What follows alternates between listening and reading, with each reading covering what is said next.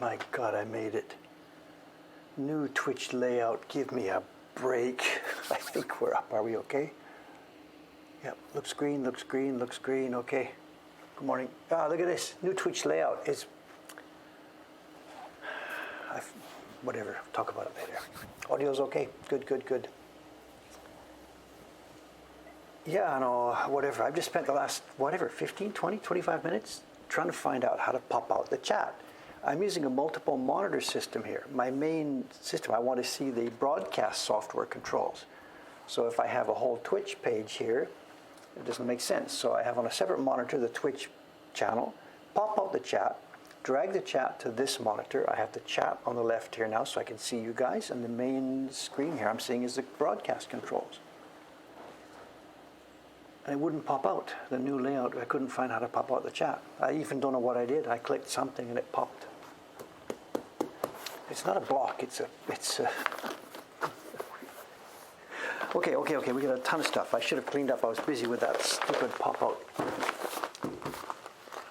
Okay, we have a bunch of stuff going on today. For the work, we are going to continue where we left off the other day. This is no surprise. We'll continue carving this. And we have Chantel. We have received a couple of packages. One of them, we'll talk about when we get there. One of them is a semi-repeat. That's why I brought down this old book from upstairs, which we've seen before. Anyway, we'll talk about the show and tell later. We have 2 show and tell items today. The work itself is going to be the main work. Yeah, you click the gear in the bottom of the chat. That's what I've been doing for all these previous years. The gear wasn't there. There was no gear at the bottom of the chat window, which brings up the mod controls, and away you go. There was no gear. But finally, I clicked something else, and it popped up.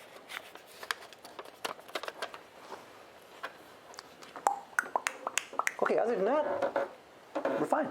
Busy, busy, busy. Did you see the news yesterday? I guess the ladies, Ishikawa-san and Aimi-san and maybe Cameron, they were popping it all over Instagram. You know.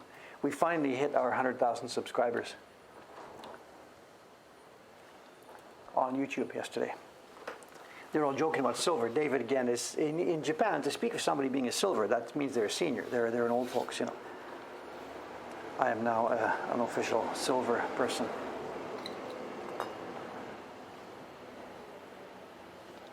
100,000 subscribers. I don't know how many are robots. I think YouTube is probably pretty good at that, actually. So, and I'm not sure. I know in the chat you guys were talking about this. Do I now have to apply for that play button, or are they going to contact me? Hey, it's time to apply for your button, or what's actually going to happen? I haven't had time to look at it. I guess it's something I have to apply for. Is it? I don't know. We'll see. So, how old do I have to be to get the gold level? It's 1,000 years old. Who knows? Whatever. You have to apply. Okay, I'll look into it later. I haven't. It's really the last thing on our mind yesterday. We were busy, busy, busy. A couple things. Karen, are you here today? Yes. Okay. News. Karen. Instagram. You've been complaining about Instagram, right? Because they recently switched. If you're not a logged-in member, you can't see anybody's posts. I found that frustrating because I don't want to join yet one more social media channel, get more notifications, blah, blah, blah. But I do need to see, I would like to see sometimes Instagram posts. They didn't fix it. I figured out how to get around it. Don't tell anybody, okay? Shh. It works for me anyway. Go to an Instagram page, somebody's Instagram page. This is on a browser. I know nothing about mobile. On my browser, go to an Instagram page. And normally now, they changed it so that when you click on somebody's post, it blocks and says, nope, you got to log in to be able to see this. Don't click it. Copy do a right click and copy the URL of the post you want to see. Then go to your top of the browser window, paste in the URL, and go. It goes through. So what's blocking it? There's a little bit of script on the front page that says you can't go through. But if you know the link to the item, it just goes through. Try it.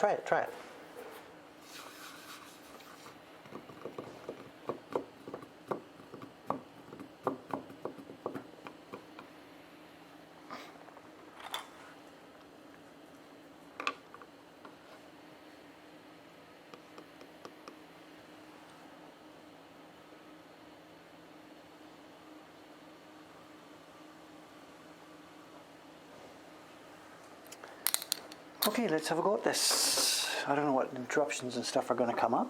It's been, yesterday and last night was hugely windy day here in Tokyo. Windy to the point where our building was shaking. Normally here you're sleeping, whatever, and I feel a shake and it's okay, it's an earthquake somewhere, whatever. And if it's a bit of a major shake, I check the earthquake, earthquake news data page to see where it is. And last night it was shaking so strongly. It's an earthquake, and the data page showed no earthquakes, and it was the wind.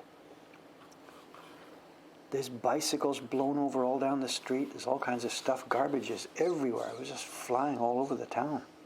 Really windy, like stormy windy.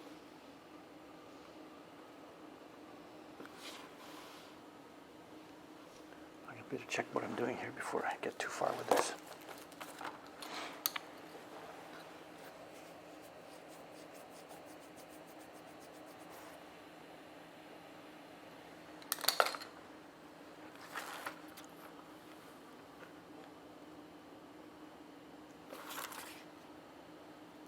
Okay, we're going to make this up here because it's all blurred together. In the other one, the horse has a bunch of lines.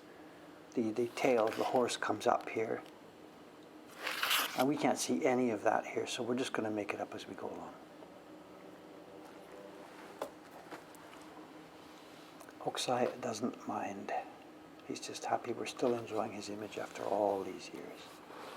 So let's still eliminate this.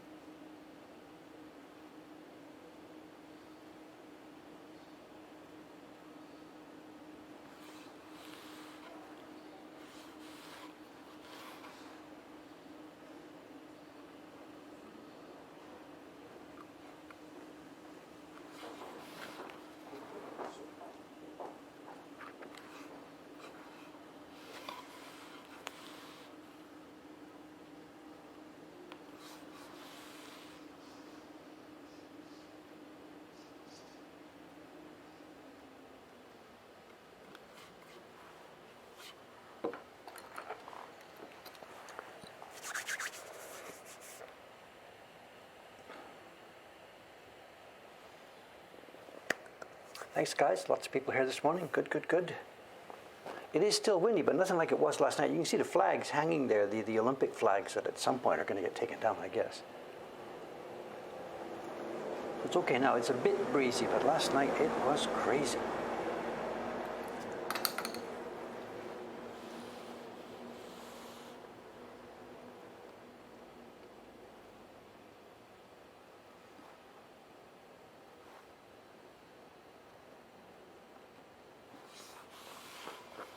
Oh, there was something else I meant to chat with you guys about. I'm not sure if I should talk about this yet or talk about it on Saturday. I know with the print parties down, I have a different kind of schedule to my life these days. There's lots of other different things going on in the background. We've talked about some of them. Over the past few days,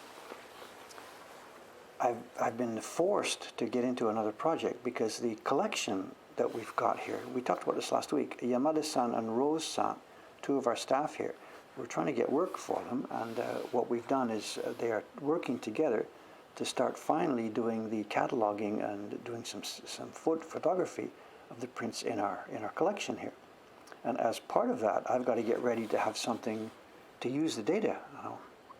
Scanning the collection is okay, but we've got to be able to show people. So I've been working in the last few days on a new way to show the prints in our collection. And I've got a test site ready, actually. If I can ask you guys to test some of this with the full knowledge that the style sheets are not ready yet, and trying to get it to work on desktop and trying to get it to work on mobile, and trying to figure out the navigation, how to make it work sensibly. It's still in very much an alpha stage. But if you guys want to try test it, I keep saying you guys, it sounds like a Twitch stream or whatever. I don't know. If you guys want to test some of this, there's a new website coming together. It's still at alpha stage, so please don't expect it's all going to work perfectly. We have a website to show our collection, and you can guess what the URL is. If you go to mokohankan.com/collection, and it works on a browser and it works on mobile in horizontal mode. In vertical mode on mobile, because the viewport is so narrow, a bunch of the style sheets are still strange. But if you want to have a look at that and throw some feedback my way, not so much feedback in the stream here today, but send me an email or something. We are going to, it'll be a permanent show and tell.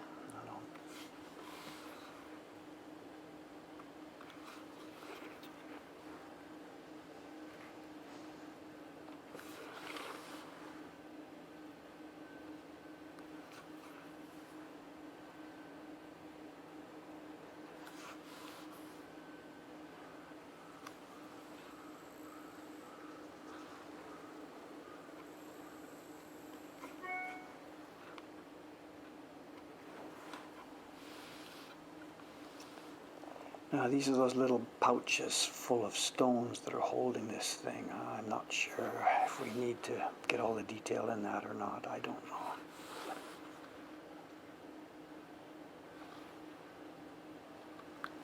How much is normal and how much is ridiculous here? I don't know.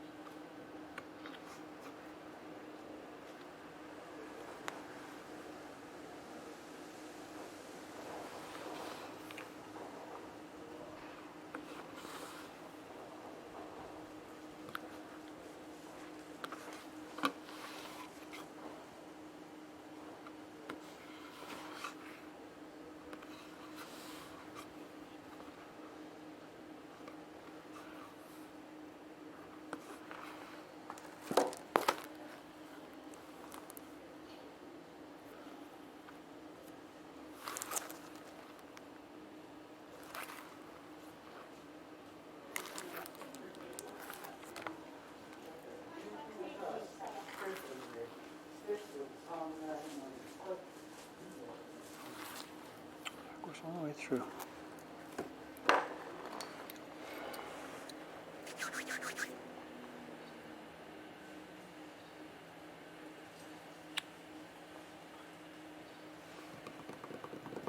Well, this is no TV block. This is real work. I know carving is pretty light stuff.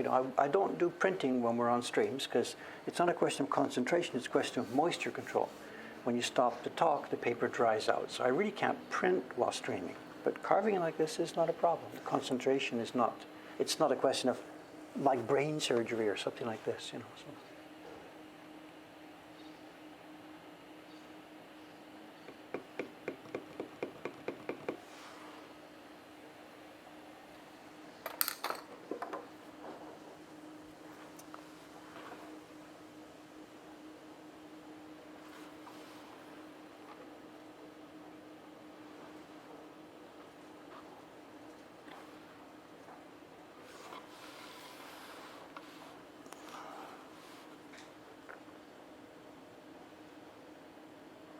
You think about that new site, the collection site, there's two things I've done.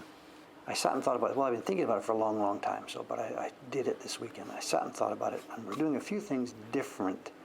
There's a lot of places on the internet to see pictures of woodblock prints, to see ukiyo-e. There's the ukiyo-e.org website, famous place, John Ressig's website, where he's put images from museums and stuff all over the world. And I specifically have done something different with this website, and there's going to be people out there who don't like it. And it's okay, whatever, we'll see how it goes as it goes forward. The organization of the site and the way that I have taken the photographs. There are no scans. These are all photographs, and they're all photographs. What's the word to use for them? Let's be polite. Let's call them quirky. They are quirky photographs.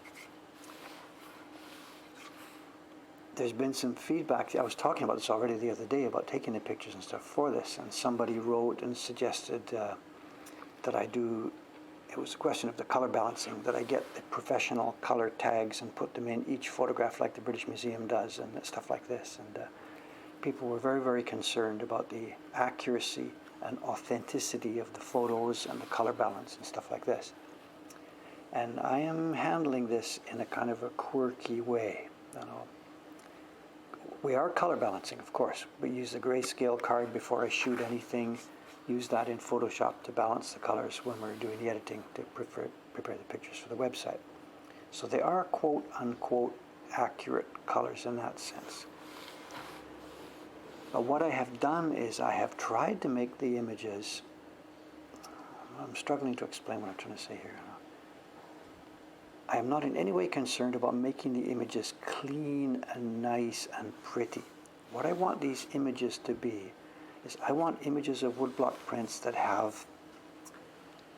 want a visceral impact from these images. I want to try and make it feel exactly the same as if you were here in a room and near the window, and there's the print and you're looking at it, and there's a crease in the paper, you can see the crease. There's a bit of a torn place somewhere, you can see that. I want the thing to be as realistic as possible, to feel like you're actually sitting in the room looking at the print. And usually when we see websites and the museums and all the pictures, whatever, they have attempted as much as they can to clean it up and to prettify it and to make it flat and destroy the character of the print. So these are quirky images.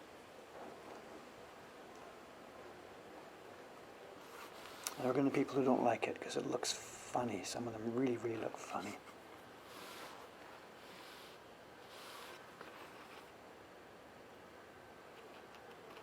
The other thing is the size. Normally when you go to a website that shows images in a gallery format or something, you see a bunch of little tiny thumbnails and you click and bring up a big one. I've done it the other way round. When you access a print in the collection, it brings up a massive image. And you can't even see it on your screen. That's okay. Well, if you click it, the image, it will then pop up into a light box on your screen and you can see the whole thing as an overview in a smaller version. But the main data is the large warts and all.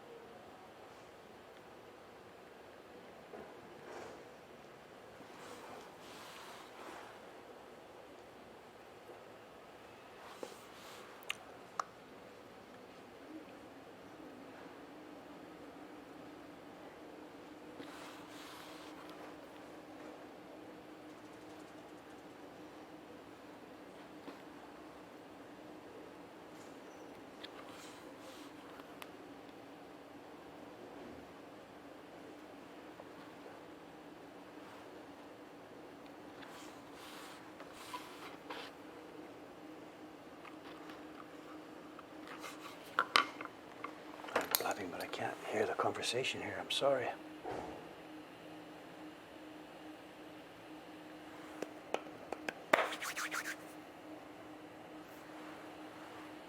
John Becker says, you have to put www in front? I don't know. Our server settings are all that you don't need it. It's a secure site, and you don't need the www from our settings at our end. I don't know what your phone is or what Chrome is asking you. I'm sorry.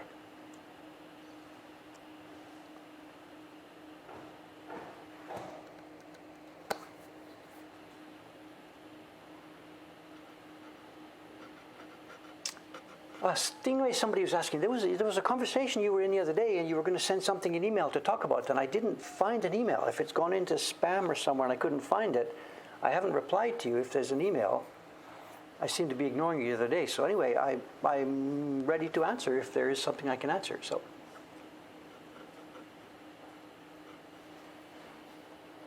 Corinne's asking a zooming loop type thing, and the thing is, there's 3 ways to browse now. There's a desktop with a mouse, there's a desktop or laptop with a trackpad, and then there's the glass screen stuff.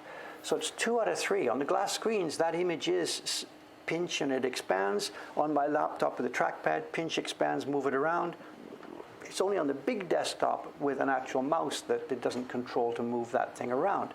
I didn't worry about that because on a big desktop, that image is big enough to fill the entire desktop.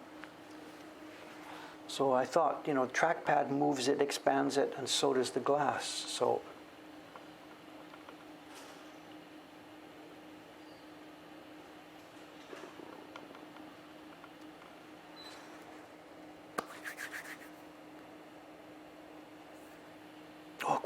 questions. Where did Chon-san study? Chon-san is working for us, and he is spending time looking over the shoulder of Asuka Motoharu, Asuka-san, over at the Takumi Hanga workshop.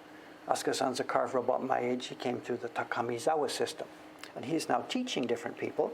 And one of the people he's teaching is Chon-san, our carver.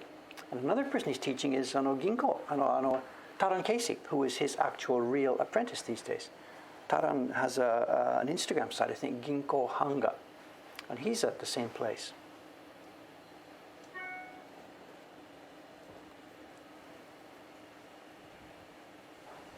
So if someone's asking on the gallery, and I'll make a personal gallery and stuff like that, that's something that's on the to-do list. This is alpha level. I wrote it Sunday and Monday, the script, and made the website. So if you have ideas about what you would like to see on such a website, throw them over.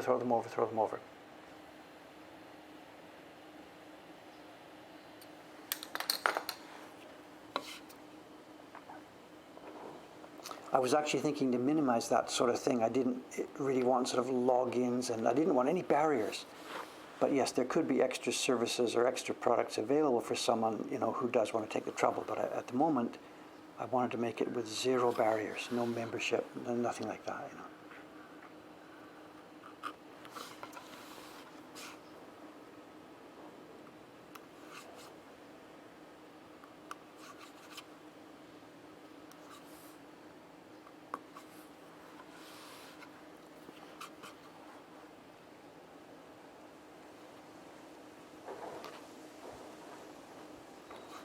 It's about the images, and I just want to get those images, fabulous high-resolution images shot under a side light. I just want to get that stuff out into the world,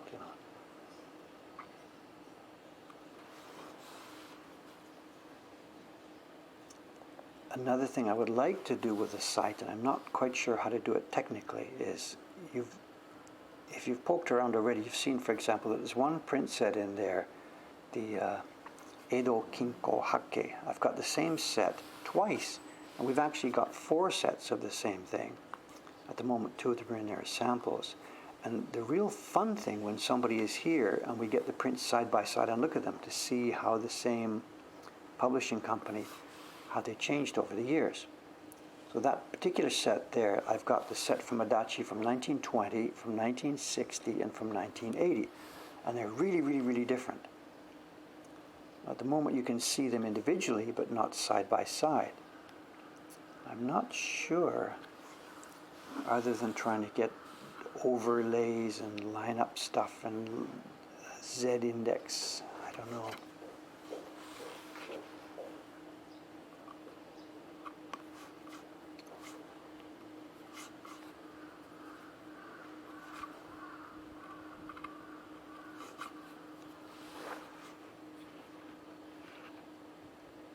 Because there's two legs here, and I can't quite see what they are. No, one leg. What is it?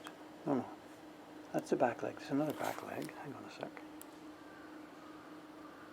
Oh, I see. Okay.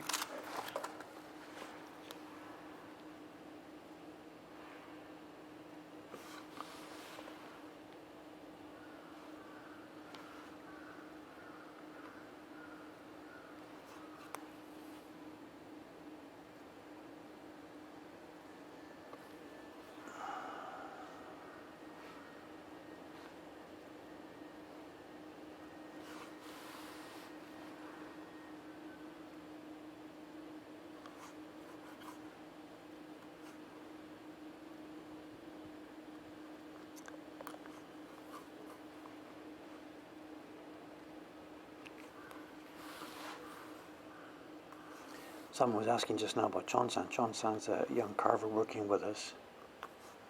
He's from Hong Kong. He's here with Dei-chan. Dei-chan is his partner. She's working for us as a printer. Chon-san's a carver. I say working for us. I know we have a visa situation. Japan doesn't really like foreigners coming in to do this kind of stuff. Blah, blah, blah. It's difficult. There's no working visa for this job that we're doing here. You know, I never had that situation. I came in first on a spouse visa, then got permanent residence. But someone who just wants to come here and work in this field can't do it because it's not one of the categories that fits the government's idea about the kind of workers they want to come in. If you want to work in a hotel or a restaurant or wipe diapers for senior citizens, you're okay. But to work on traditional crafts, they don't do that. So Chon-san and Dei-chan are here to help us with Chinese tourists. But he's doing really, really, really well. My God, they're so important for us now, that young couple. They're doing such a good job. The cat series, you've seen already now the first cat. I prepared that one, I carved it, I got it set up. Chon-san has been working for some weeks now, off and on, months off and on the second cat. And he and Dei-chan have worked on the color balances for this, and they've done a fantastic, fantastic job. I saw another proof of it. We've done 1, 2, 3, 4, 5 proofs of it. I saw the proof last night, and the second in the cat series, it's Night Rain. It is going to blow everybody away. And the design is cool. This came from Jonathan, I forget his last name, the designer. And he gave us the line work, and we carved it. He gave us a rough idea of the colors he wanted. And I can't show it to you yet, I'm sorry. I'm not trying to tease you. I'm just describing the stuff we're doing here these days. I'm just talking about what we're doing, so I'm not teasing you. But my God, wait till you see this print. It'll be up, whatever. We're weeks away from actual production on this, but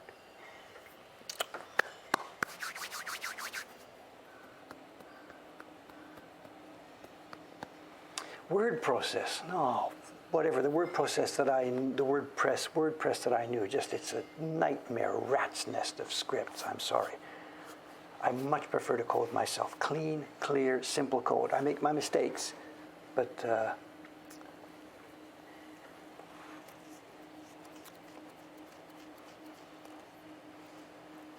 I do like coding. I don't know. You say it's a 90s era. This is really rapidly changing now, actually. My own woodblock.com website is buried in the 1990s. Okay, that's a tragedy. It needs updating. There's no mobile. But now the Mokohankan website is now pretty much changed. Over the last week or so, I have made most of it mobile friendly. It's not 100% up yet. And it's modernized and usable, the Mokohankan website. The woodblock.com website, my God, that's a rat's nest that is going to take years to fix, you know. But word process, no. Also, too, I really do not like so much, too much dependence on making a site dynamic. I would really like to have static pages for a lot of the work, for a lot of the stuff. And when you've got a dynamic website, you get peaks in demand on your server, especially if you're on a shared hoster like we are. The website can get really, really, really, really slow if many people are accessing pages at the same time. And the word processing engine has to build every page separately. I'd just much rather do it myself, even if some of it's clunky and clumsy. You know?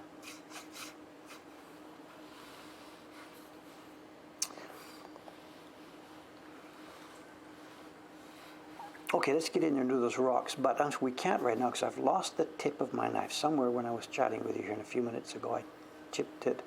And the tiny tip is gone. It's still usable, but the tiny tip is gone. And if I want to carve those strings inside those stones, I can't do that. So let's have a quick sharpen.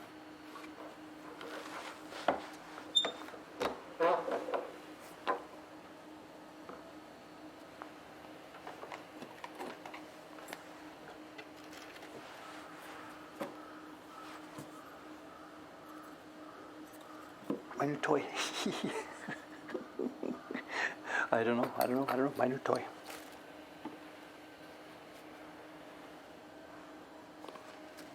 Yeah, you're talking about WordPress again. I haven't looked at it for many years. We're talking about like 10, 15 years ago. I gave it a run.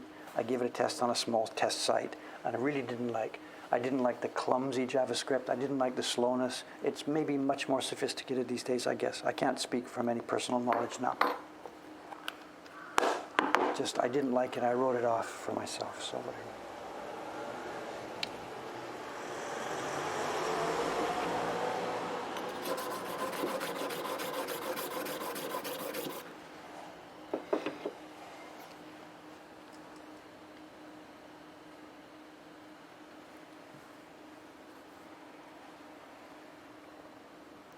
Just be a quick one here, just to touch up. It's just lost the very tip of the blade.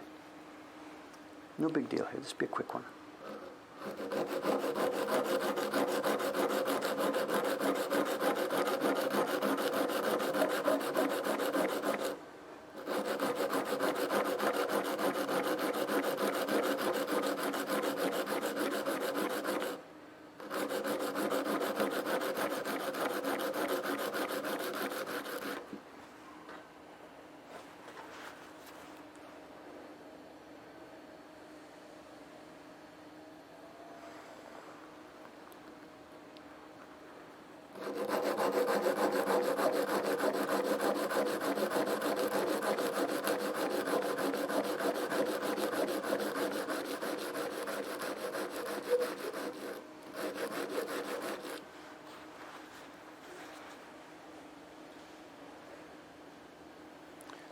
I don't know what all the noise is outside. Some construction started somewhere, I don't know.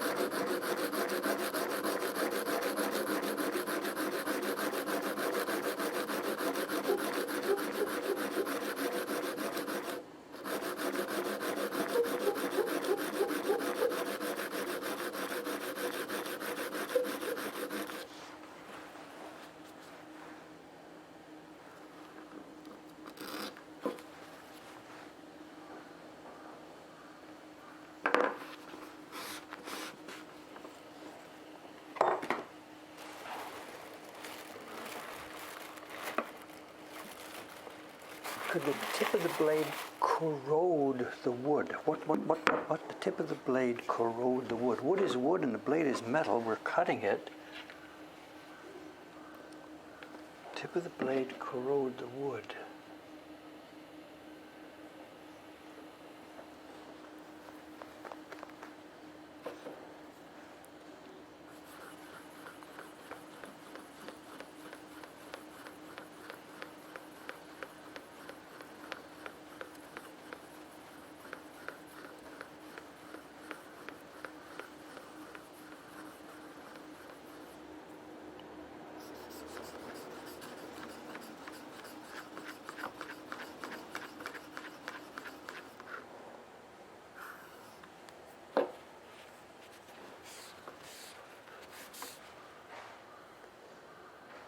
Ooh. Ready to go, quick and easy.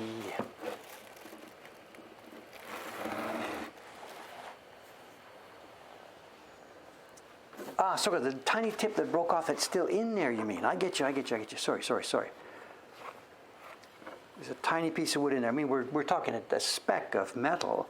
I don't even know where this one is. Normally, we've talked about this before. If I break, pachunk, while I'm carving, kachunk, there's a big piece of metal in there. I always remove that soon because otherwise when I'm carving the next after sharpening, I'll hit the same piece of metal.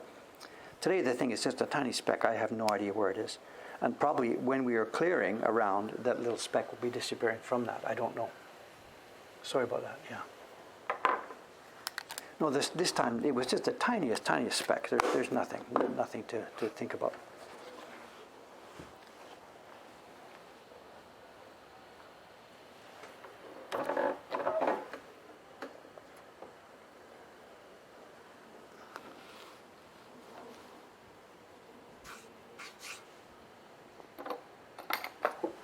Where am I? Getting organized here.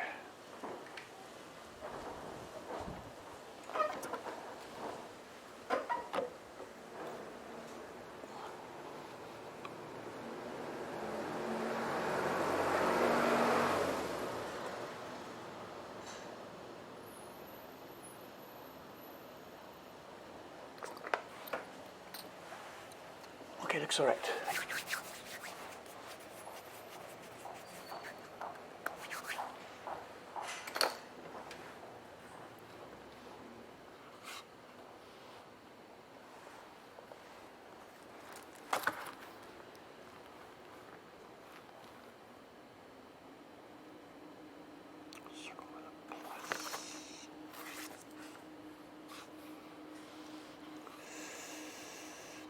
No, it's pretty small here. I don't know.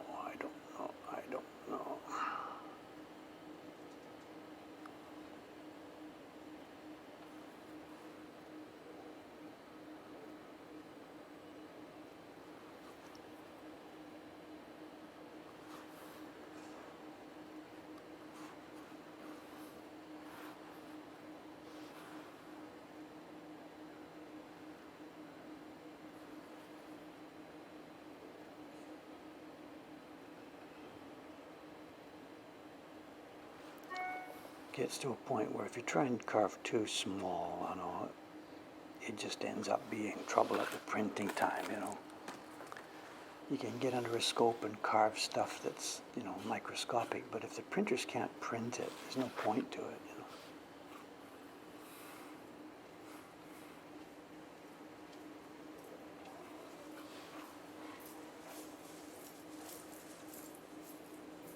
The smaller the spaces you get, the more that the pigment tends to stick into them when it's printing.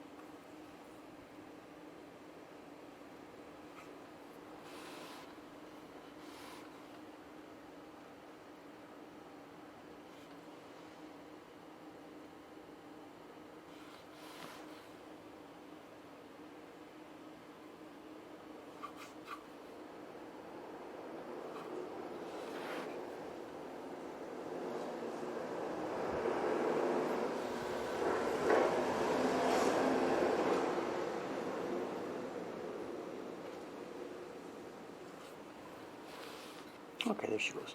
See how realistic it is when we get to the end of the day and do some test printing. No idea what it's going to look like. Okay, I think that's the back side of the horse done. Let's move to the front.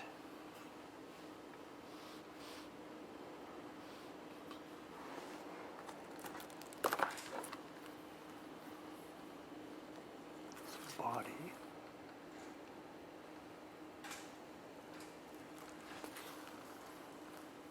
Strap.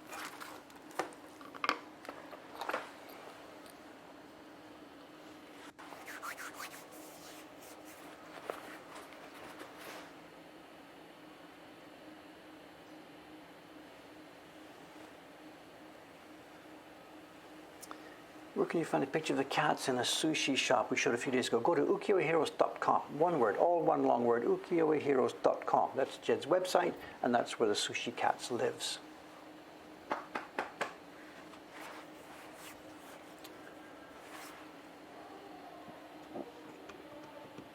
Andy is back, is she? Well, things are all settled down now at your end? Settled down, not with a new baby in the house, but whatever.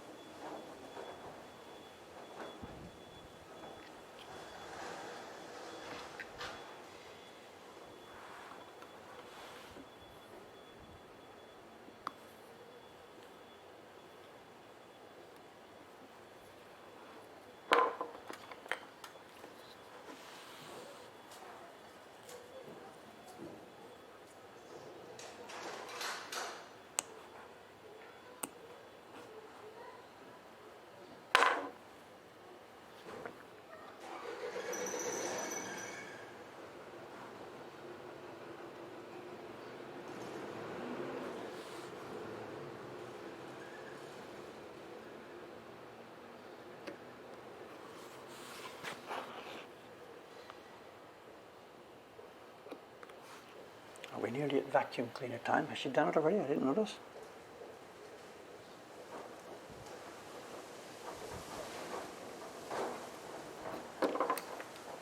it's windy, you know, everything's rattling, shutters rattling, everything's rattling.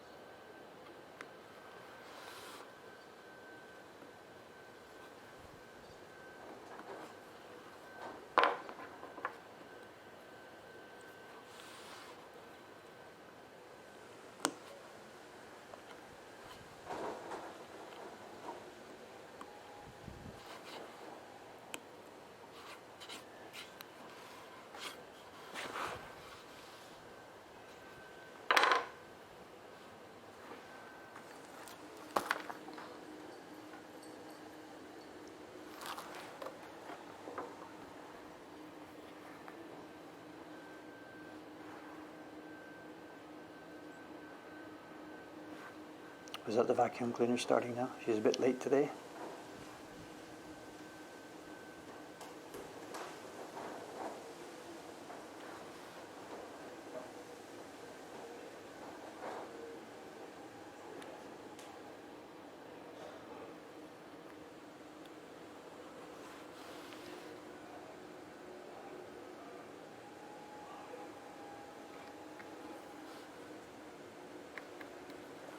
Nobody's vacuuming the Mocha Hong Kong shop every morning anymore.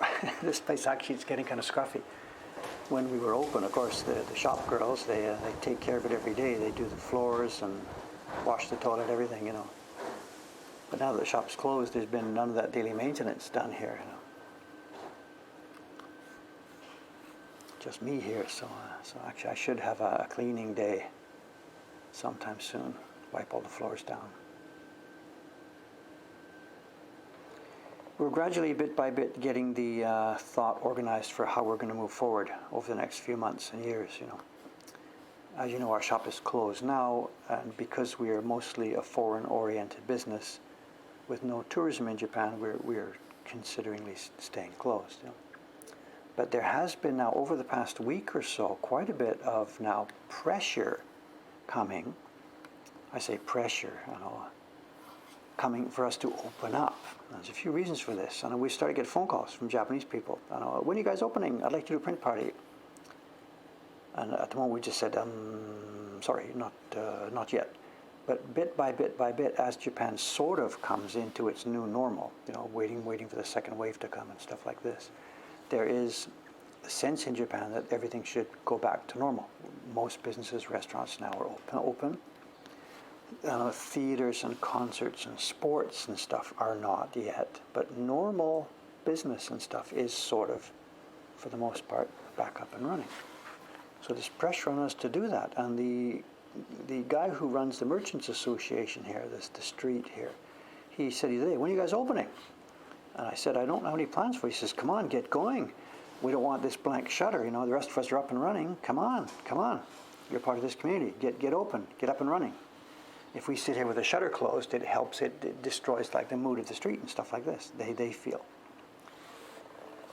So there's pressure on us now to get this shop open, but there's no, from our point of view, there's completely no point to it. There isn't anybody walking down the street who's interested in our stuff, you know.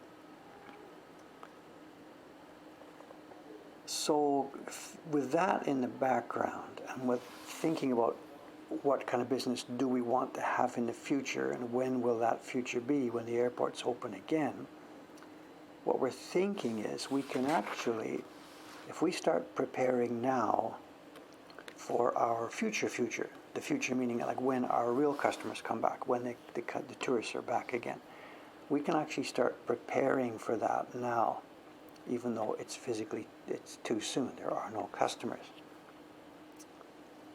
So what I'm getting at is that we're going to start now to prepare the next version of our Mocha Hong Kong shop. The shop that we've had now for the past 5 or 6 years is going to have to change. The business model that we've had doesn't really suit the new way. So what we're going to do, we're coming to a consensus on this. What we're going to do is this. The back room where we used to have the print parties, and that's, I specifically said that in the past tense, the back room of our shop where we used to have the print parties is going to be renovated. Me and Aoyama-san are going to do it over the next few months, the summertime. We're going to renovate the shop, and we're going to open again in September. Maybe September the 1st is our sort of target date. We'll see. We'll open the shop again in September. The only people visiting will be foreign, will be Japanese, but it doesn't matter. We're going to open in September. And the new model for the shop is going to be different from the previous model. The previous model was, we were unknown, we didn't have anybody that knew we were here, so we thought we needed to do something to help attract people and bring them in and to show them about the beauty of woodblock prints. So we created the print parties. So the model was print parties to draw people in, and then once they're here, they can see and enjoy the woodblock prints. The new business model is going to be the collection to draw people in. And once they're here, they will then see and learn about how beautiful prints are through that medium. So that website I just showed you, that's the first public part of our new face. The new Mokuhankan shop that opens in September, the back room is not going to be for print parties. The back room is going to be our exhibition gallery space, where we are going to create beautiful lighting, have some nice display stands, and we are going to have an always ongoing rotating selection of prints from our collection. And then of course in front of that we have the normal shop. There will be no such thing as a print party. So this is our new business model. And there's 3 or 4 or 5 things that are driving this. And these are not in any specific order. I know in the new virus world, having small-scale events in a little room that doesn't have good ventilation, and you're all leaning together in the same area talking to each other, this is not the kind of activity that suits the new world, or the world we're going to live in for the next couple of years anyway. So having print parties is difficult from public health point of view. Another part of it is staff. It's very, very difficult to get trained staff and to keep them up in top shape and to stop them from quitting and to keep staff for the print parties. We failed on that last year, and David ends up doing 90% of the print parties, and I can't keep it up myself.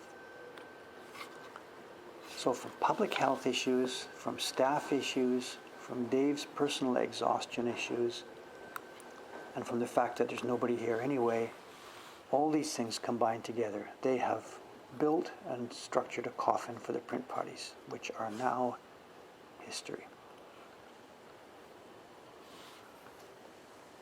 So the kind of things you saw on that collection page that I just sent you, beautiful prints like this, lit in a way that makes you understand them, with coming soon, explanations, descriptions, talk about what they are. That's what's going to be happening in the back room of the ground floor of the Mokuhankan shop, starting September 1st. Autumn renewal open, Mokuhankan Mark II.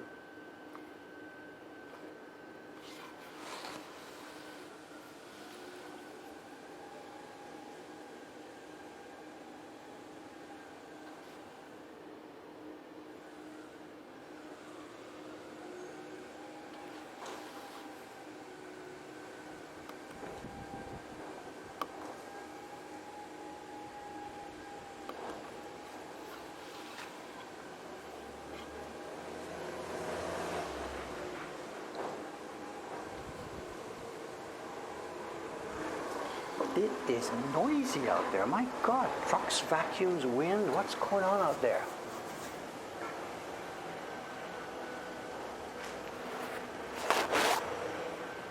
Yes, so we're going to keep the lease, yes. Again, I'm speaking as I think. I mean, none of this is signed and sealed. This is the current thinking now about how to do this. feedback, whatever. But this is the current thinking. What will John Becker do when in Japan? It's okay. He's got lots of party prints. He'll probably put them on eBay or something. I don't know, whatever. We can make this interesting. We can really, really, really make this interesting.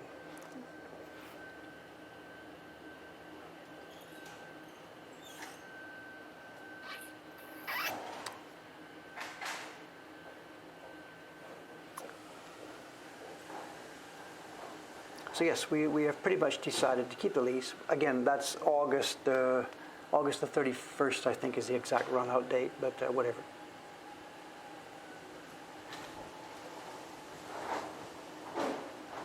Exit through the gift shop. Actually, it doesn't quite work that way, but whatever. It's okay. Next door is open already. The kimono shop next door has opened. They're backing up. They're up and running. The interesting thing, I had misunderstood their business completely. I thought really mostly they were for foreigners, and maybe they actually were mostly for foreigners. But it turned out that lots and lots and lots of young Japanese girls want to put on the kimonos and walk around Asakusa and get their picture taken. I don't know what percent their business is. Just say half and half, foreigners, Japanese, I don't know. So they're up and running, the kimono shop next door. They've refreshed, added new kimonos.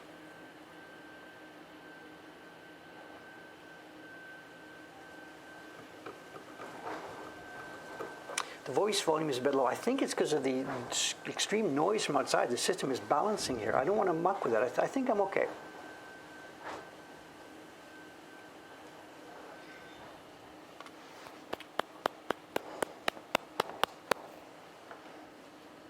The summer festival, yeah, it might be good for them next door, except that's a one-day hit. The fireworks festival is canceled. And the Sanja Matsuri, that didn't happen this year in May. So festivals this year are going to be a kind of a, who knows, hit and miss kind of affair. It's like sports events and concerts. There are some things that they're in trouble.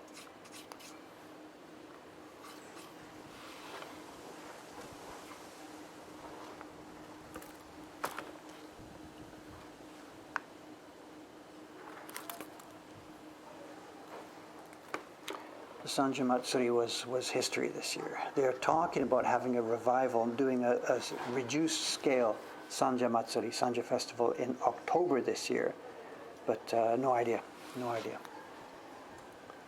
It's sort of hanging like the Olympics. Will the Olympics actually happen next year? It's way too soon to call. I don't know. Optimists are saying yes, pessimists are saying give me a break. You know.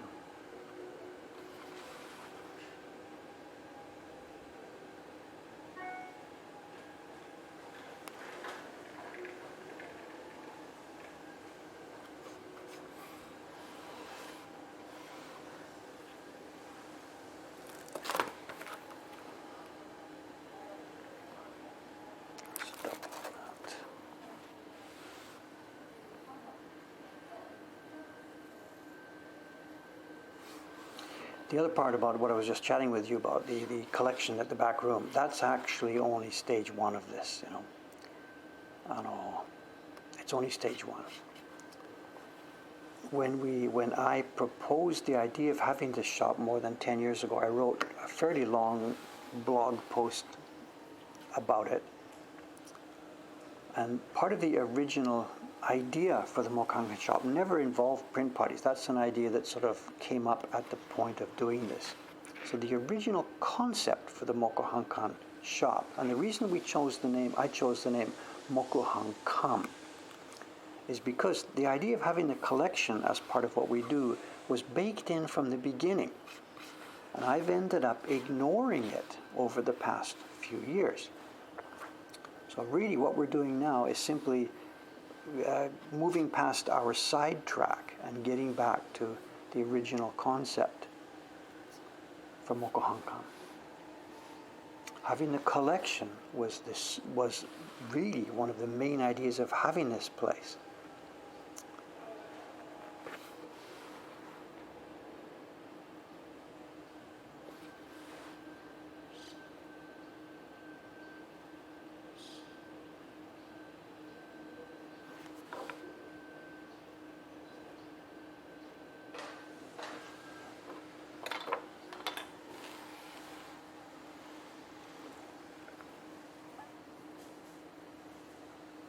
So the way we're going to do it, like I said, the back room is going to be a display space. And what we're doing is we are going to it's all me. We are going to curate exhibitions on a rotating basis every 3 months. What's going to happen is I'm going to choose, the room is fairly small, so I'm going to choose each time 10 items.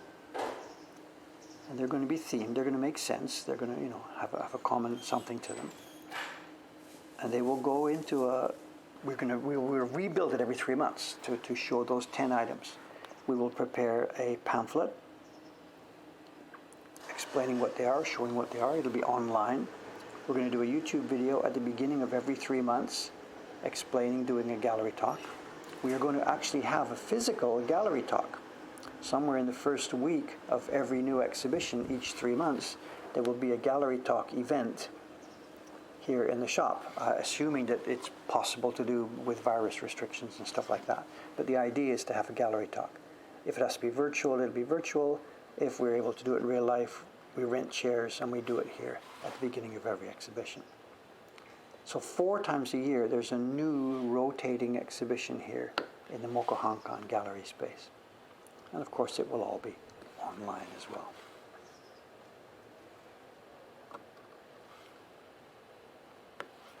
The idea being that people would, want to come back and see each one. So repeat visitors, not overseas repeat visitors coming back every 3 months. I mean, people in Tokyo.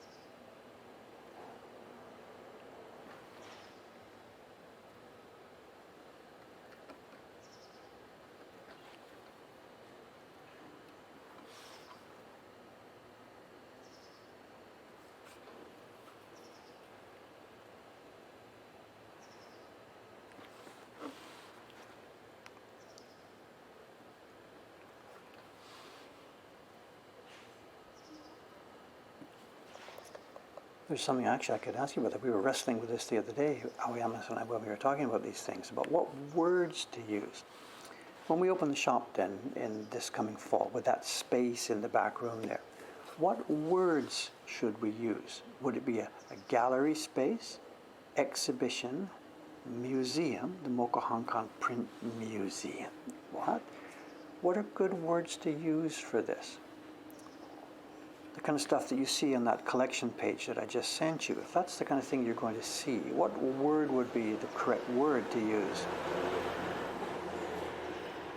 And we're struggling with this in both English and Japanese. Hakabutsukan, Bijutsukan, Gyarari. To speak of galleries sounds like it's a place where you buy the stuff. You go down to your gallery in the Ginza to see art, and you open your wallet and you buy stuff. You go to the museum in Ueno Park and it's dry and dusty and stuff is inside glass cases and you get out of there as fast as you can because it's so boring. I don't know what's a good word for this.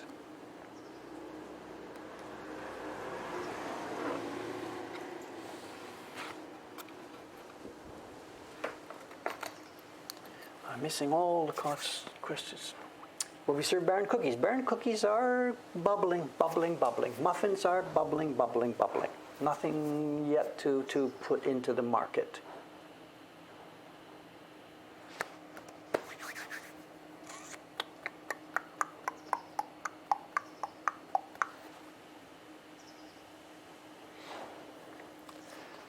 Does the microscope hurt my eyes? No, we're not.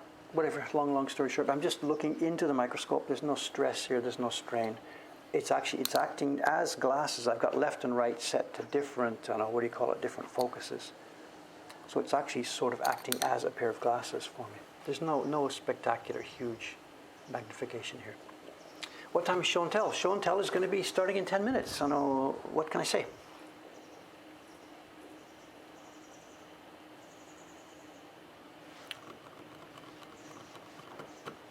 Oh, the lamppost is indeed floating. Look at this, look at this, look at this.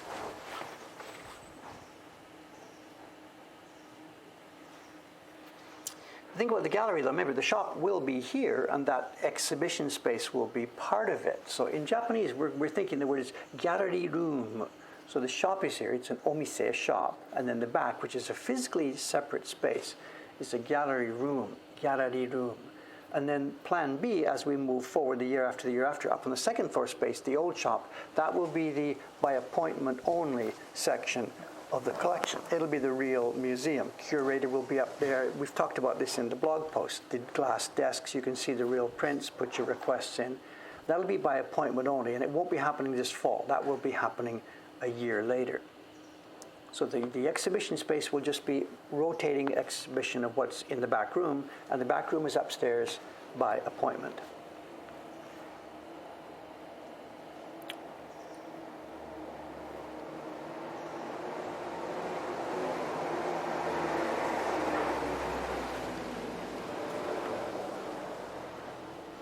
Yeah, someone's asking, so be sure to start marketing to the Japanese people. This is why we're doing this now. I know this is, like I said, we're getting pressure now. We're getting phone calls to open. We're the local people. They want us to open. So if we do this thing, the collection, this is something we can. If we make some YouTube videos in Japanese, we start the gallery talk thing in Japanese, we want to get more Japanese people, foot traffic through here.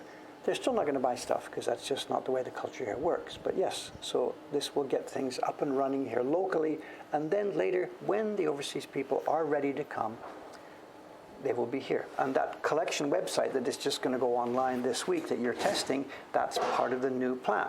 Enjoy those prints, pass those links around. Oh my God, look at that beautiful stuff. I want to go and see those prints.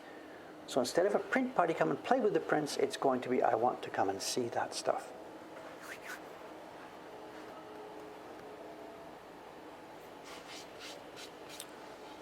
So bit by bit, the new world for us is coming clearer. And the interesting thing is, though, actually, is that it's the original plan. This is what we wanted to do for Mokuhankan back at the beginning, and I got totally, absolutely sidetracked by what I thought was a good idea: the print parties. Well, it was a good idea, but it wasn't sustainable. Not the way we were doing it anyway. It wasn't sustainable. So we're going to go back to our roots, back to the original plan.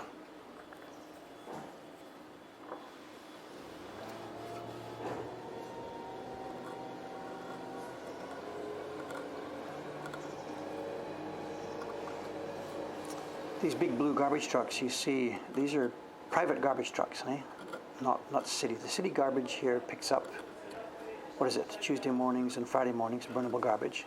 This big dark blue truck is a private garbage company. The city does not pick up commercial garbage. The city handles household garbage, but not commercial garbage. So if you're a shop or a business or whatever, is that the hot dog place getting their garbage picked up? Yeah, looks like it. Then you have to contract with an outside company to do this.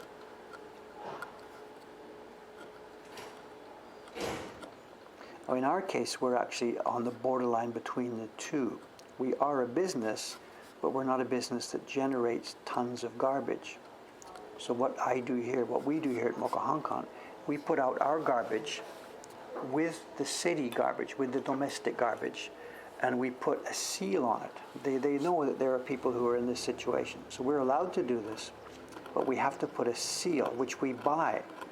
We go to the convenience store, 7-Eleven, and we buy the seals in packs, a 45-liter pack, a 10-liter, a 20-liter pack. And we put that seal on, so when the garbage collectors come along, even though this is a commercial business, they will pick it up because they can recognize that we've paid for it.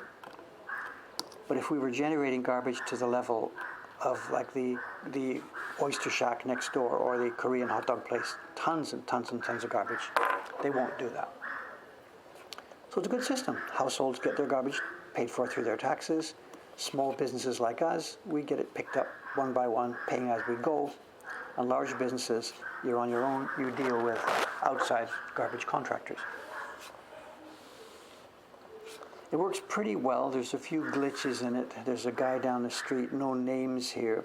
He's a business, and he generates a fair amount of garbage.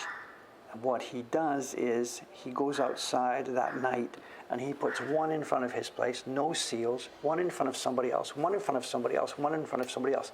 He takes his own ton of garbage and spreads it out so much down the street that they pick it up without noticing. And once, back in the beginning, not once or twice, back in the beginning, 3, 4, 5 years ago, he started doing it in front of us. And I went out there and I said, sorry, guy. And he's like, it's so expensive to buy those seals. And I'm, yeah, expensive to buy those seals. Pay your way here.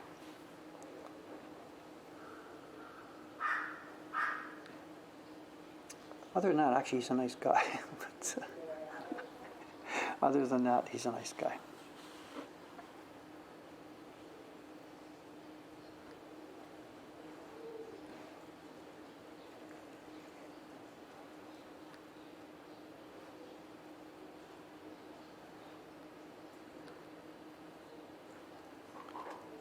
Yamasan and I helped him put up a new sign a few months back. We nearly killed ourselves. It's crazy.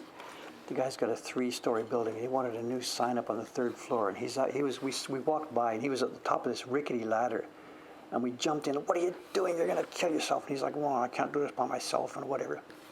So the 3 of us nearly killed ourselves. We got it done, but whatever. I do not like ladders. Man, I do not like ladders, you know. They look okay when you're at the bottom, but once you get up there, holy crap, what am I doing up here? You know?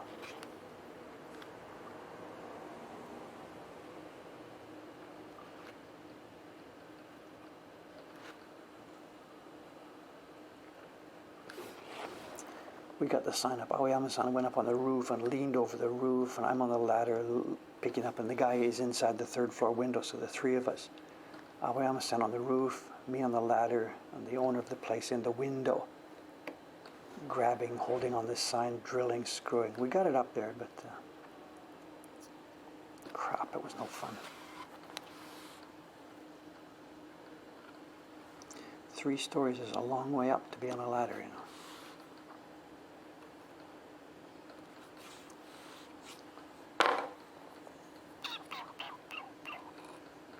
How's our time?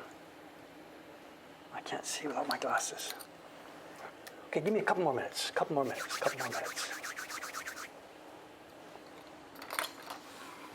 Let's get this. Let's empty this little space and then do this. Show and tell today is 2 separate things, and these are all items that were received in the last few days through domestic auctions. These were on Yahoo Auctions, so anybody could have bid on these.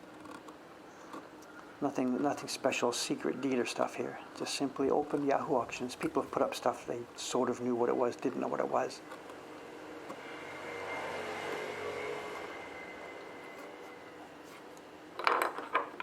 And one of them, there's this story, you know, I remember. I think when my mother's listening here, she could probably get this memory better than I do. At some point, there was something about a dog. I don't know if how much of this is true or how much is Dave's misremembering, distorted memory, whatever. There's a dog somewhere, and we're out, the family's out somewhere, and we see, and there's a dog being maltreated and mistreated. And like, I guess my mother's to my father, do something. And like, this has nothing to do with us, you know, do something. And I don't even know if we did something or not. There was this dog that was being beaten up or chained or something. It's a really, really blurry memory. The point being that there's something that's nothing to do with you. You don't want to get involved, but there's something bad happening to somebody else. How much is it your responsibility to jump in and help this thing? And this is, let me show you. It's part of the show and tell today. This is the thing. I saw it on Yahoo Auction. And I didn't want this for a couple of reasons. I didn't want it. One, because I already have that same set of prints. Why would I want to buy another set of prints? This is from it's from Taisho 10. Taisho 10. John Becker will have the number here in a second. If he doesn't remember them by now, Taisho 10. It's a set of prints from Taisho 10. And I showed you on a show and tell. We saw this X months ago, whatever. A set of Senshafda prints we saw a set of Senshafta prints here, and they were pasted into an album, and there's street entertainers doing stuff. And it was really cool, a set of 42 prints, blah, blah, blah. We looked at it and chatted about it. Anyway, the same set of prints came up on Yahoo Auction last week. Oh, my mother is here, is she?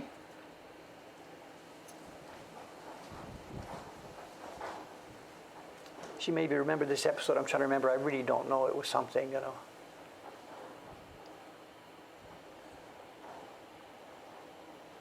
She's not talking about whatever. Oops, my mother is here. So anyway, like I said, the blurred backstory. The point being, you see something out of the world being mistreated. So on Yahoo Auction, I saw these prints, and I thought, I've already got this nice set. I'll let it go, let it go. But then I looked at it, and what it is, it's the same set of prints, but the guy who got it, the date is on here. It's Taisho 10. Taisho 10. 1920? I don't remember. I'm sorry. 1920? Somewhere on there. Taisho 10. But the guy who got the prints back in the old days, he did two things with them. 1921. Thank you. He trimmed them to the printed part, and then he pasted them into some kind of album. And he pasted them in sort of a bit of a funky way. Look at this, look at this, look at this. And the paper he pasted them onto is the most, look at this. It's decaying and crumbling as I touch it. Now the prints are made on good, strong, beautiful washi. But the paper they're pasted on, you can see the color, it's brown. Oh my God, I can smell the foxing and the blah, blah, whatever. These prints need help. Whatever. They've done so far okay, but they need to be soaked off this paper. So I looked at the Yahoo Auction. Look, Dave, I do not want to get involved. I do not want to get involved. And the little voice is saying, Dave, help those prints. That dog is being mistreated. Help it. And Dave says, no, look, it's not my business. I'm just going to walk by. It's nothing to do with me. Well, you can see which of the angel and devil, which one. They said, help me. So I bought it. I don't know how much it was. It was next to nothing. I don't even remember. Next to nothing. But here they are now. The prints themselves are actually not bad, but the paper they're on is, my God, the smell is just going to fill this shop if I don't cover these up. They are cool, cool prints. Cool, cool prints. So somebody said, we have to take in the stray prints. Yes. So what I might do is get a test. Actually, to me, Yamada-san's coming today. He's supposed to be working on the collection scanning today.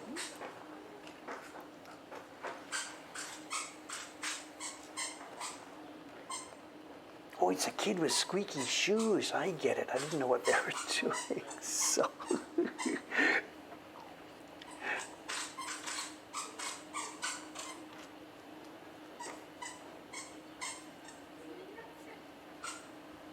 dangerous bicycle there, Nay. So, smile, you're on candid camera.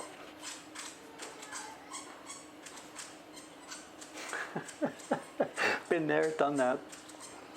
Been there, done that. Daddy out for the morning walk. The lady said, take him for a walk. Do I have to take him for a walk? Out he goes. So you're not going to lose the kid with shoes like that, you know. So anyway, Yamada-san's coming this afternoon. What I might do is, it might be worth taking some time today, getting him upstairs. We have the bathtub that we use for sizing. We have a hotel heater. It's like a hotel smorgasbord heater. You put hot water in, you put your soup on top, keeps the soup warm. We'll use that. We'll fill it with warm water, and I will take a test page of this, cut this up, and in they go. Now, most of these are okay. I know for sure these are safe pigments. These are okay. And I know the washi is strong, and the backing paper is weak. So 5, 10, 15 minutes in warm water, and what will happen is simple. The print will slowly come loose, and it will float off. And we carefully scoop the print out of the water, put it on dry paper, and away we go. The problem is some of these use a vivid red.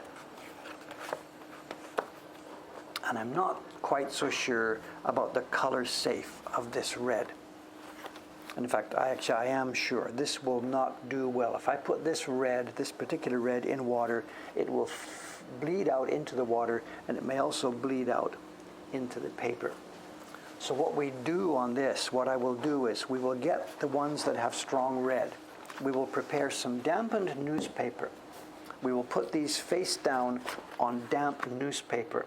Let it sit for 5, 10, 15 minutes. Then with a water brush, we'll work on the back. Soak this thing. Wait 5, 10 minutes. And then we will lift up and peel away this junk paper, leaving the print just in the moistened newspaper. Pick it up, do it. And I did do this once on a stream. Was it a year ago, 2 years ago? I did it on a stream, and man, did I get some flack for it. Some people were happy about it, but I got 2 or 3, well, 2, I guess, 2 emails. Dave, do not do this. Don't show people how you're doing this. People will see this and think, I can do it myself. And they're going to take their Meiji era prints that have glue backing, they're going to try and take them apart, and they don't have the touch, the experience, the knowledge that we do, and they're going to destroy their prints. And yeah, I get that viewpoint. If we show too much about how to do print maintenance and bathing prints, we get away with it because we know what colors are okay and what colors are not okay. But your typical print owner out there doesn't. So yeah, I'm of 2 minds about this. You know, I'm going to do this today with Yamada-san, but I really do not think I should do too much of this online, you know. Yeah, someone's asking, would it be possible on a future stream to show? I don't know. I don't know.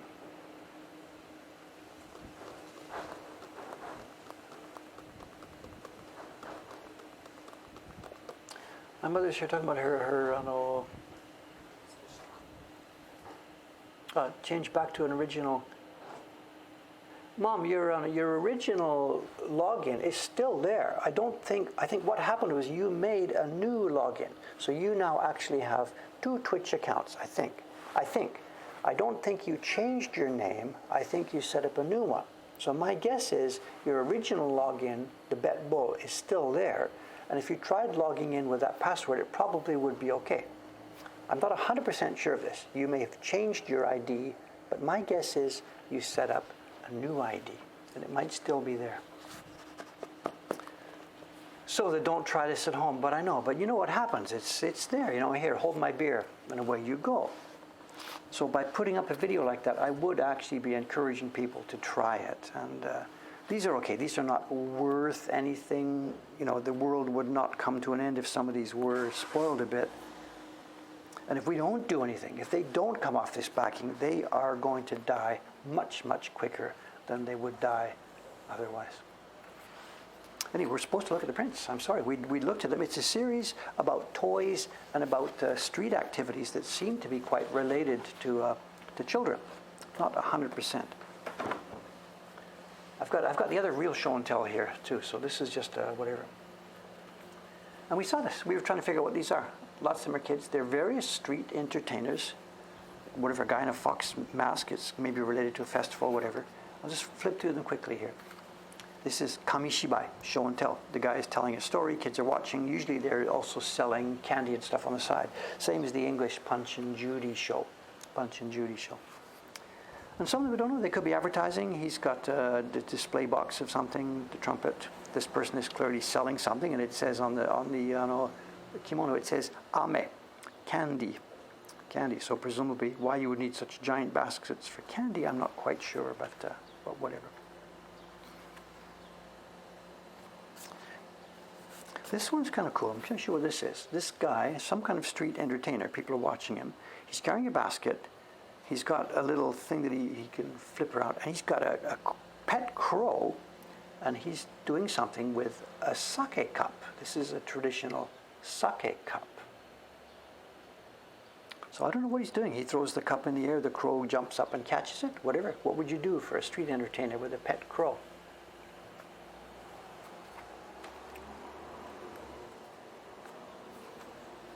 That's from a different series, I think. This one, it's called Shitori Sumo. You do street entertainment and you wrestle, sumo wrestling by yourself. And he's obviously giving himself some kind of chokehold. He's giving himself a wedgie, whatever. So, Shitori Sumo. And that looks like an old sake bottle. So I don't know if you were really good at this. Yamada-san, hello, good morning. Hello, hello. you could perhaps be entertaining, but you would have to be pretty good at this to do a sumo wrestling match by yourself and to make it interesting for people.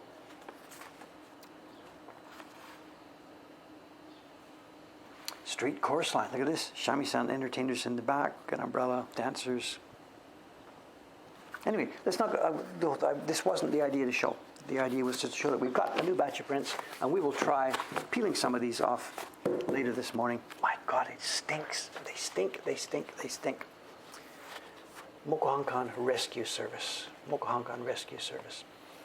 So you're talking about the adhesive, getting it to fail, and really moisture is. I know all of these things are really quite delicate, and we've tried this before. Dry removal almost always, 99% of the time, results in tearing the paper. But the adhesive that was used, it's almost certainly going to be a rice paste adhesive. It will dissolve in water. And the fact that we've got very strong washi paper and very weak backing paper, and we know which one gives up first. So simply moisture will be the trick here. The dangerous point is too much floating moisture on the red pigment is dangerous. Anyway, okay, the real show and tell we were trying to show is a package that came in the mail yesterday. Now we saw some of these before. Do you remember 2 or 3 weeks ago I brought down from upstairs some black folders, and in there I showed some Taisho era prints that were subscription prints. People were doing in the Taisho era the same business model that Mokohankan is using here, prints by subscription. That business model existed back in the Taisho era. And last week up on Yahoo Auctions came a batch of these prints, and he put them up one by one by one by one by one, which frustrates me to no end, because in the middle of this group was a pair. It was a pair. There was about 8 or 10 of the prints on the auction. And this pair is a set that we don't have in our current collection. So of course I bid on the first one, and then you know what happened. The second one went up and up and up. And I suspect a rat. I think it could be the guy who owns the auction telling his friend, somebody's bought the first one. They really want the second one. Get in there and let's see how this goes. And I am not going to fall for that. So I bid a reasonable price for the second one and then gave up. So I didn't get the second one.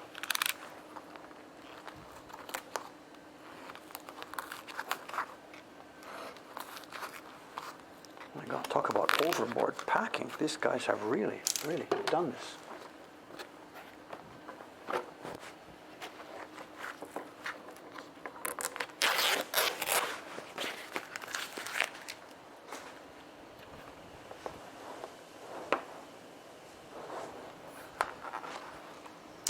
Can't get them out without destroying them.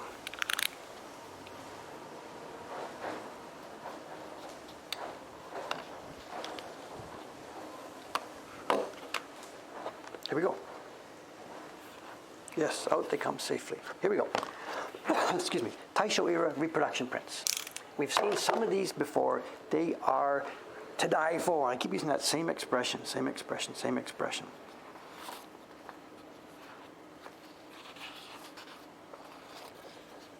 Here we go. Look at this. Rich, rich, rich. How much this print was, I don't remember the exact number. I think I got 6 of them, and they were in the area of about 1,500 yen to 2,000 yen, somewhere around there. I thought I got 6 of them. I only got 4. That's right. I bid on 6 of them and won 4 of them. And this one with the mosquito net, it was a pair. The other one was there, and I didn't get it. It went way, way, way, way, way too high. So I paid in the area of $10, $15, $20 for each of these. Taisho era prints, look at this. This one is nice, nice, nice. And these were subscriptions. They were all reproductions of older era ukiyo-e prints, made in a smaller scale and sold through the Taisho era 2 by 2 on a subscription package. Every 2 weeks, you get a new package with 2 more prints in them. And they were about, I forget, 500 sen or something. I don't know the exact price. And they're nicely done. They're elegant. Well, no, they're not elegant. They're nicely done, clean, sharp, and clear. But they've lost a little bit of the elegance of the old prints because they've printed them too strong. The black is too strong and too sharp. They're missing some of the softness. But the technical, it's just the crisscross to show. You know how we do this, 2 blocks, a vertical block and a horizontal block. You don't try and carve those crisscrosses all on the same block. You saw me just now try and carve that string on that stone. I could do it there for one little tiny thing. You are not going to carve a whole massive mosquito net 1 block at a time. You carve the vertical lines on 1 block and the horizontal lines on another block. That's relatively easy. Shoop, shoop, shoop, shoop, shoop. And then it's double the printing time, but at least you can do it. Again, can you see the embossing? I don't know if you can see, we get the light just right up in this area, this thing, right? You can see the bumpiness. This thing has texture. I can feel this. If I were blind, I could feel this mosquito net pattern.